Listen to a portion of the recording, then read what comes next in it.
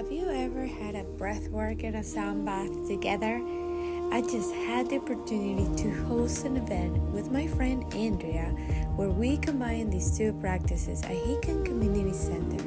It was an amazing evening. We started with an intense set of breath and finished with my sound bath.